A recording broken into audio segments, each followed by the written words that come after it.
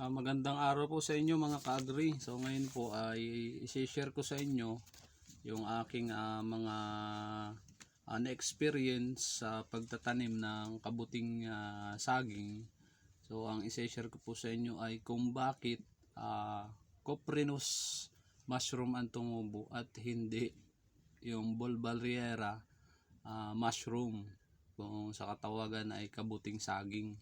So ipapaliwanag ko sa inyo at ipapakita ko sa inyo, sa binhi pa lang malalaman na ninyo ang bakit Coprinus mushroom ang tumutubo. So ipapaliwanag ko sa inyo, ito ay tungkol sa amag ng ating binhi.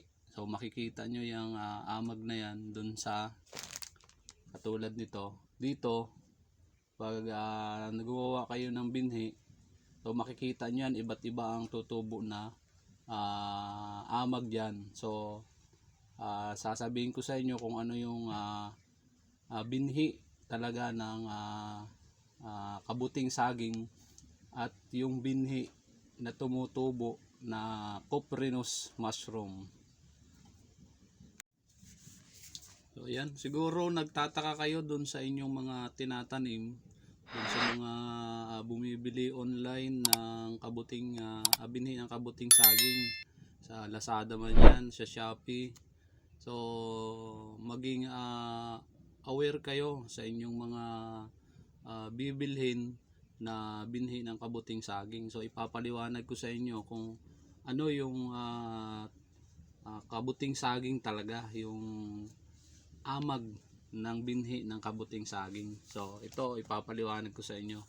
So i-drawing ko sa inyo. So i-drawing ko muna.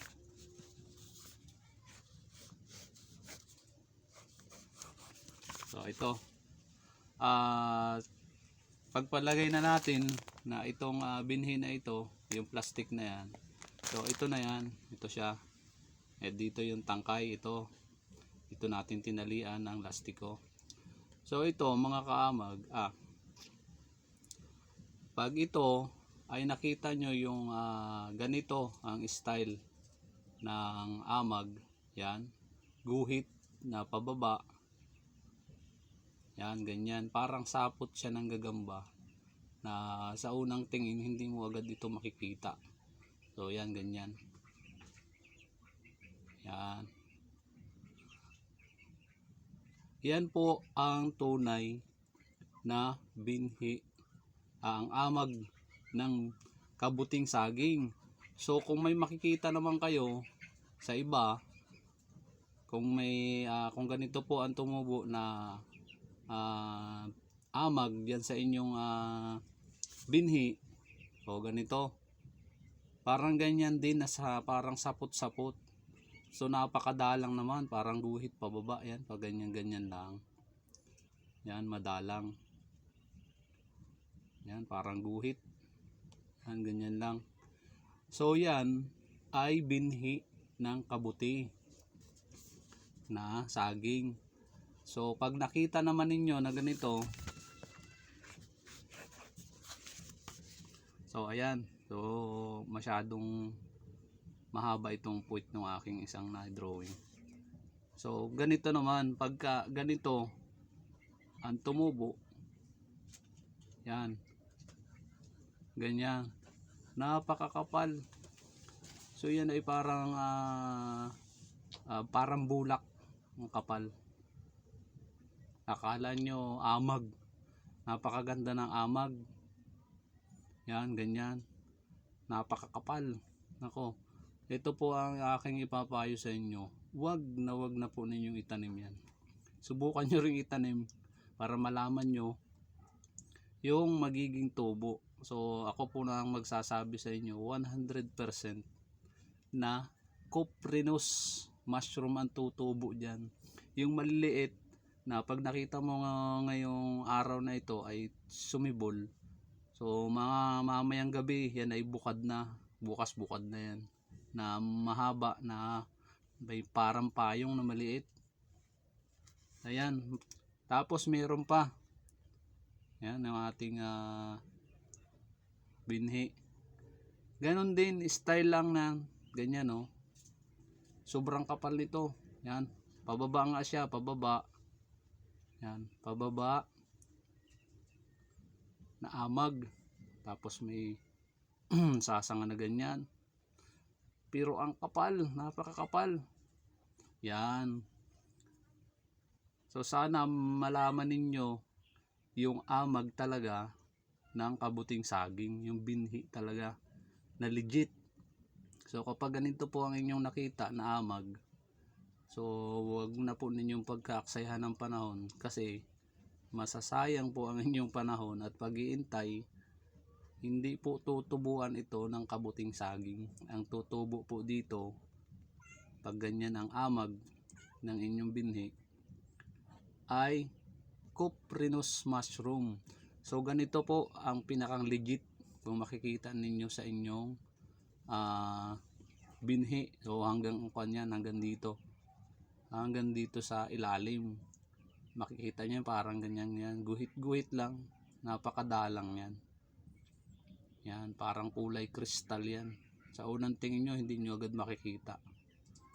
Mas maganda po yung ganito. Ito ako na po magsasabi sa inyo dahil ito po ay naranasan ko na at naitanim ko na. So ito, kapag ito hindi nyo na itanim at nag-matured na yung kanyang amag, dito lang sa plastic nyo tutubo na yan, magkakaroon ng mga pinheads yan, yan ganyan.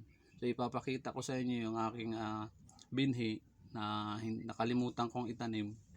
So mahigit 1 buwan na ito. So ipapakita ko sa inyo, dito mismo tumubo yung mga pinheads.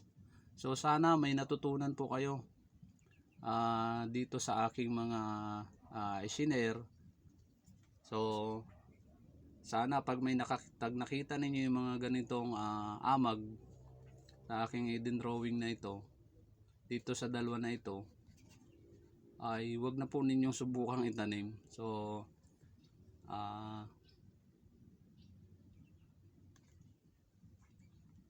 ayan, nawala na nga ako. So wag na po ninyong itanim dahil masasayang ang inyong oras. So ipapakita ko sa inyo yung aking binhi na tumubo na, tinubuan na po siya ng pinheads dahil nag-matured na yung kanyang amag.